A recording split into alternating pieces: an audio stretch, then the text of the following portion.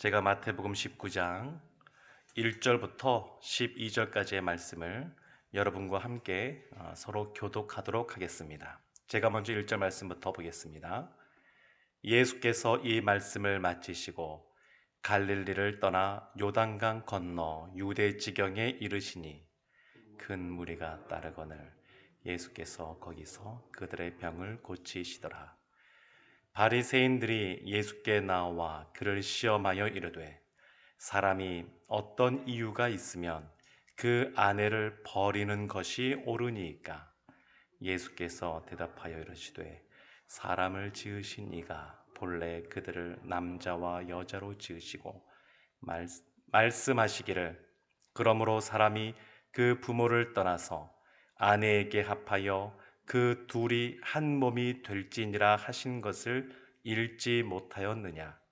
그런즉 이제 둘이 아니요 한 몸이니 그러므로 하나님이 짝지어 주신 것을 사람이 나누지 못할지니라 하시니 여짜오되 그러면 어찌하여 모세는 이혼 증서를 주어서 버리라 명하였나이까? 예수께서 이르시되 모세가 너희 마음의 완악함 때문에 아내 버림을 허락하였거니와 본래는 그렇지 아니하니라. 내가 너희에게 말하노니 누구든지 음행한 이유 외에 아내를 버리고 다른 데 장가드는 자는 간음함이니라. 제자들이 이르되 만일 사람이 아내에게 이같이 할진대 장가들지 않는 것이 좋겠나이다. 예수께서 이르시되 사람마다 이 말을 받지 못하고 오직 타고난 자라야 할지니라. 어머니의 태로부터 된 고자도 있고 사람이 만든 고자도 있고 천국을 위하여 스스로 된 고자도 있도다. 이 말을 받을 만한 자는 받을지어다. 아멘. 최근에 한 TV 프로그램 중에 우리 이혼했어요 라고 하는 그런 프로가 있습니다.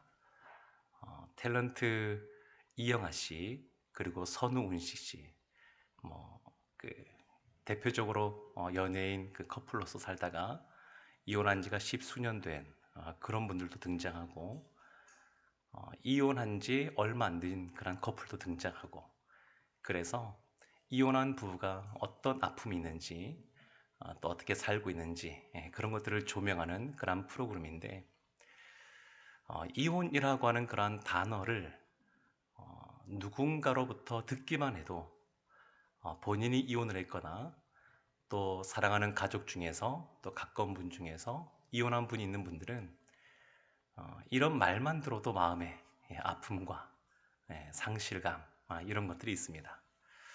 그래서 이러한 그 이혼에 대해서 우리가 교회 안에서 또 아는 분들과 또 사랑하는 분들과 또 이렇게 아픔을 겪은 분들이 있다 그러면 교회적으로는 크게 두 가지 이 접근 방법이 있습니다. 첫 번째는 뭐냐면 이해해주고 사랑해주는 겁니다. 누구보다 이 이혼의 아픔은 사별과는 또 다른 아픔입니다. 배우자를 먼저 떠나보낸 사별은 순결한 고통이라 그러면 이혼은 부정한 고통으로 다가옵니다. 그래서 믿음 있는 분들도 이혼하지 말라라고 하는 하나님의 말씀을 알고 있기에 그 말씀대로 살지 못하고 이혼했을 때에 그것에서 오는 큰 그런 죄책감 그리고 또 상실감, 아픔 이런 것들이 굉장히 큰 것을 볼 수 있습니다. 그래서 교회 공동체 안에 또 사랑하는 가족 안에 이러한 이혼의 아픔을 겪은 분이 있다 그러면 먼저는 그 옆에 그 마음이 추스러질 때까지 회복될 때까지 같이 있어주고 또 격려해주고 힘을 주는 것이 필요합니다. 이것이 교회적으로 해야 될 첫 번째 모습이고요. 두 번째 모습은 뭐냐면 교회 전체적으로도 우리의 그러한 교회 안에 있는 모든 가정들이 하나님께서 원하시는 그러한 아름다운 언약 공동체로서의 모습을 갖춰갈 수 있도록 지속적으로 거기에 관심을 기울이고 또 가르쳐주고 훈련하게 해야 됩니다. 이것이 그 이혼에 대한 또 결혼에 대한 큰 두 가지 접근 방법이라고 할 수 있습니다. 오늘 본문에서는 바리새인들이 예수님께 시험하듯이 질문하고 예수님이 답하시는 그런 대화가 두 번 나오고, 그리고 그 이후에 제자들이 예수님께 그거에 대해서 묻고 예수님이 답하시는 질문이 나옵니다. 그래서 세 개의 대화가 나오게 되는데 19장 3절 말씀 보면 이렇게 바리새인들이 묻습니다. 바리새인들이 예수께 나와 그를 시험하여 이르되 사람이 어떤 이유가 있으면 그 아내를 버리는 것이 옳으니까. 이 당시가 지금과는 다른 시대라는 것을 우리가 인식을 하고 이 본문의 말씀을 보아야 됩니다.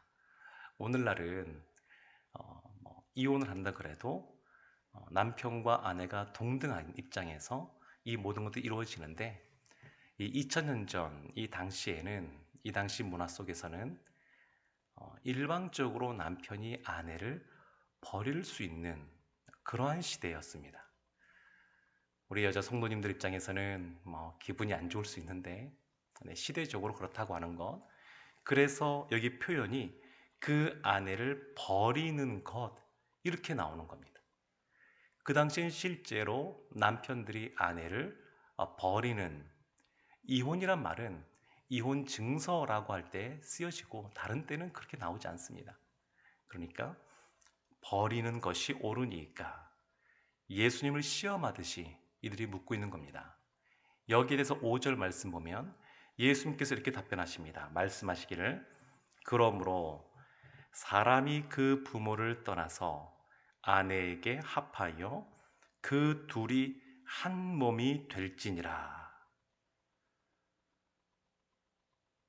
창세기에 있는 그런 말씀인데 예수님께서 분명하게 말씀하십니다. 부모를 떠나서 아내와 합하여 연합하여 둘이 한 몸이 되라고. 그리고 이 말은 그냥 단순히 남편과 아내 사이만이 아니라 훨씬 더 많은 그러한 의미들을 담고 있습니다. 그런데 여기서는 연합을 해야 된다. 근데 연합은 누가 하는 거냐면 둘이 하는 것이다. 그리고 그 둘이 하나가 되는 것이 연합의 모습이다. 이렇게 예수님께서 분명하게 말씀을 하십니다. 그래서 우리가 결혼식 할 때도 보게 되면 이와 같은 창세기의 이 본문의 말씀을 많이 택해서 사람이 부모를 떠나 아내와 합하여 그 둘이 한 몸이 되라, 이렇게 주례사에서 많이 말하곤 합니다. 그리고 6절에는 이렇게 말씀하십니다. 그런즉 이제 둘이 아니요 한 몸이니 하나님이 짝지어 주신 것을 사람이 나누지 못할지니라. 하나님이 짝지어 주신 것을 사람이 나누지 못할지니라. 예수님께서 이 5절과 6절에서 결론적으로 세 가지를 말씀하십니다. 첫 번째가 뭐냐면 연합하여 그 둘이 한 몸이 되라. 이것이 첫 번째이고요. 두 번째는 뭐냐면 하나님이 짝지어 주신 것이다. 이렇게 말합니다. 결혼은 한 남자와 한 여자가 서로 사랑하여서 함께 있고 싶어서 결혼하는 것이다 생각할 수 있지만 그렇지가 않고, 이것은 하나님께서 하나님의 언약 안에서 이루어지는 것이다 라고 말씀하고 있는 겁니다. 세례식을 행할 때에 세례자가 세례를 주는 목회자가 본인의 이름으로 주는 것이 아니라 성부와 성자와 성령의 이름으로 세례를 주노라, 그렇게 얘기합니다. 그래서 세례를 주는 사람이 중요한 것이 아니라 성부와 성자와 성령께서 주시는 것이다, 이것이 중요합니다. 결혼도 마찬가지입니다. 결혼도 하나님 앞에서 성령 측에 손을 얹고 신랑과 신부가 손을 얹고 이렇게 또 많은 사람들 앞에서 우리가 이제 부부로서 이렇게 신실한 그러한 약속들을 지키며 살겠습니다, 이렇게 고백하는데 하나님 앞에서 행하는 겁니다. 결혼은 하나님 앞에서 하나님께서 짝지어 주신 그러한 것이라고 하는 것입니다. 이것이 두 번째고, 세 번째가 그래서 중요한 것이 뭐냐면 사람이 나누지 못할지니라. 하나님이 짝지어 주셨으니까 사람이 나누지 못하는 겁니다. 에베소서 5장 31절과 32절을 보게 되면 이 말씀과 관련하여 사도 바울이 훨씬 큰 이야기를 합니다. 이렇게 말을 합니다. 그러므로 사람이 부모를 떠나 그의 아내와 합하여 그 둘이 한 육체가 될지니 이 비밀이 크도다. 나는 그리스도와 교회에 대하여 말하노라. 지금 사람이 부모를 떠나 둘이 한 몸이 된다. 이걸 말하면서 이 비밀이 크다. 나는 그리스도와 교회에 대하여 말하는 것이다. 이 말은 사람이 하나님이 짝지어 준 것을 나눌 수 없는데 언제 나눠질 수 있느냐?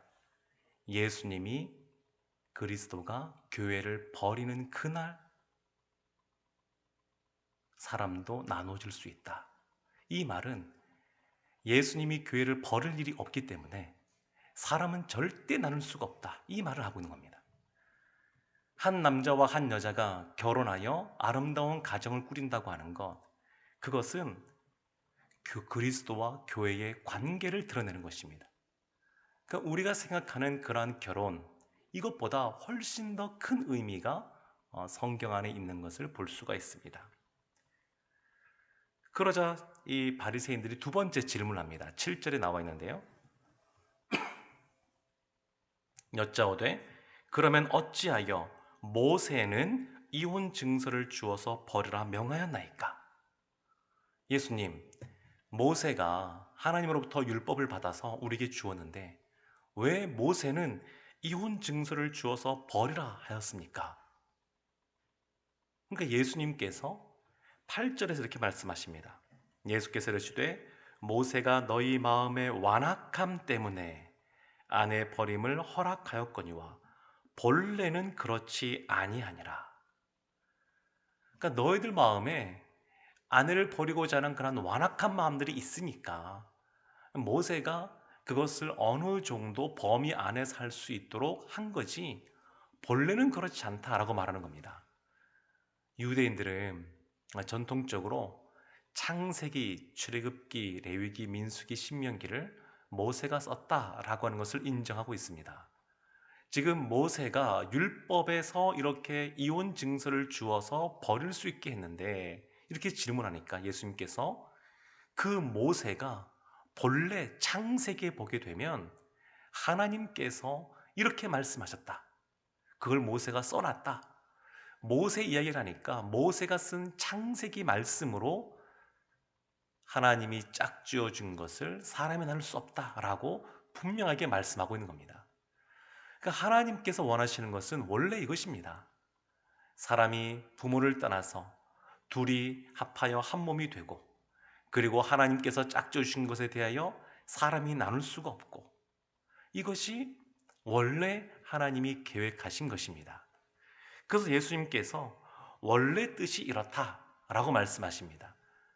그러면서 8절에 9절에 이렇게 말씀하십니다. 내가 너에게 말하노니 누구든지 음행한 이유 외에 아내를 버리고 다른 데 장가드는 자는 간음함이니라. 그 당시의 바리새인들, 유대인들이 생각하는 것보다 더 높은 수준의 삶을 지금 요구하고 계십니다. 예수님께서는 본래 하나님이 우리를 향하여 갖고 계신 그러한 계획 그리고 뜻에 대하여 그것을 회복하기를 원하십니다. 그래서 단순히 율법에 기록된 그것을 지키는 수준이 아니라 훨씬 더 높은 수준의 삶을 살 수 있도록 예수님께서 말씀하고 계시는 겁니다. 오늘날 결혼을 안 한 또 늦게까지 미혼인 그런 분들도 많이 있다 보니까 이 교회 안에서도 이러한 가정에 대한 이야기, 결혼에 대한 이야기 이런 말을 하는 것만으로도 그분들 마음에 아픔이 되는 경우들이 있습니다. 사회가 굉장히 많이 다양해지고 삶의 모습이 또 참 많은 그러한 다양한 모습이 나타나다 보니까 이런 것들이 나타나게 되는데 세 번째 예수님께 제자들이 질문할 때에 그러면 혼자 살아야 됩니까? 이런 질문합니다. 예수님께서는 혼자 독신으로 사는 것도 하나님께서 허락하셔야 가능하다. 이렇게 말씀을 하십니다. 시편 128편 3절과 4절에 보면 그 시인이 이렇게 고백합니다. 내 집 안방에 있는 내 아내는 결실한 포도나무 같으며 내 식탁에 둘러앉은 자식들은 어린 감람나무 같으리로다.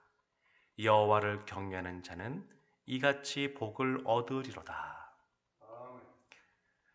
여호와를 경외하는 자에게 복이 임하는데 그의 아내가 그의 자손들이 결실한 포도나무, 어린 감람나무 같은 그러한 모습으로 있을 것이다.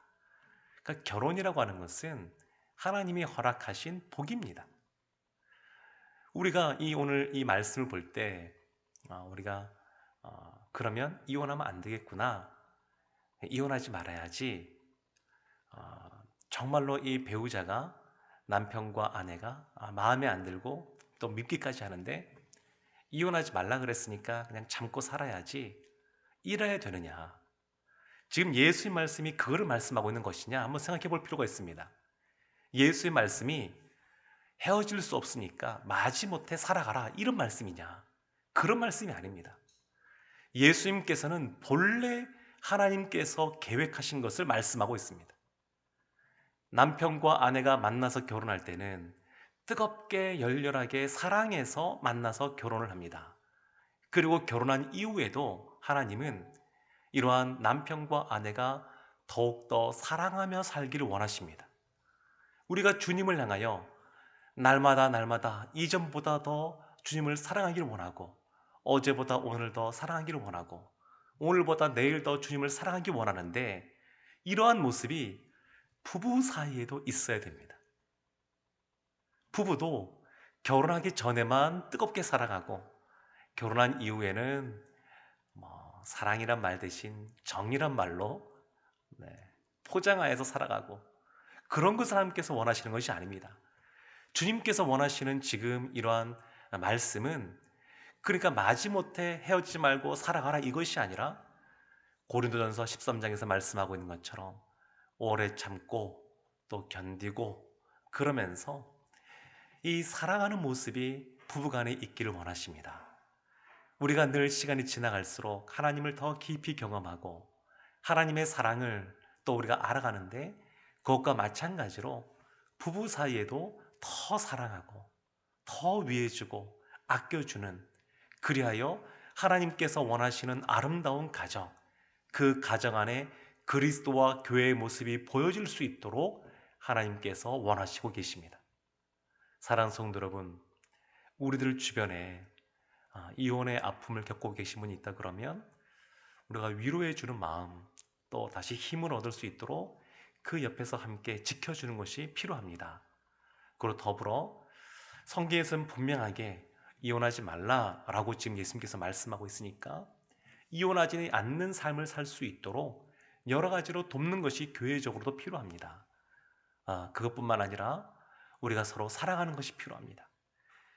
태어나서 처음으로 결혼하여서 생활하는 것이만큼 이렇게 좌충우돌할 수도 있지만, 그러나 그것을 핑계 삼아서 더 이상 이렇게 살아갈 수 없다 이렇게 말하는 것이 아니라, 하나님께서 원하시는 것은 더 깊이 사랑하기를 원하십니다. 그래서 이 사랑하는 것도 어떤 면에서는 우리가 더 알아야 되는 것이고 또 훈련해야 되는 것입니다. 이것을 그냥 가만히 있는다고 되는 문제가 아니라 부부간에 더 사랑이 돈독해지기 위해서는 서로 간에 노력이 필요합니다. 그것을 우리가 힘써서 해야 하나님을 우리가 더 힘써서 사랑하는 모습 가운데 거한다고 볼 수 있습니다. 우리의 가정 가운데, 또 우리 사랑하는 자녀들의 가정 가운데, 또 아직 결혼하지 않은 우리 청년들 가운데 이러한 주님이 주시는 큰 비밀, 그리스도와 교회에 대하여 말하는 이 가정의 비밀, 그리고 하나님이 주시는 이 가정의 은혜, 부부의 은혜, 이런 은혜가 우리들의 공동체 가운데, 우리들 가정 가운데 흘러넘치기를 주님의 이름으로 축원합니다. 아멘. 우리 시간 함께 합심해서 기도하기를 원합니다. 이 시간 우리 부부 사이를 위하여, 또 우리의 가정을 위하여, 또 이미 결혼한, 또 결혼하게 될, 또 우리의 자녀들을 위하여 우리가 이 시간 기도하기 원합니다.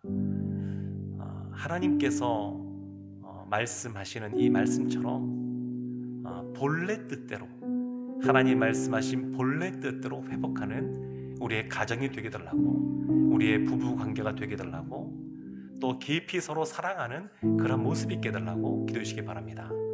또 우리 주변에, 또 우리 사랑하는 사람 중에 또 본인이 이혼의 아픔을 겪은 분이 있다 그러면 주님께서 이 시간 위로해 주시고 다시 회복시켜 주시고 다시 주님께서 원하시는 아름다운 삶을 살아갈 수 있도록 하나님께서 은혜 베풀어 주시기를 원합니다. 우리 시간 이 말씀 붙잡고 우리 함께 주님 주신 마음 가지고 함께 합심하여 함께 기도하며 나가겠습니다. 함께 기도하겠습니다.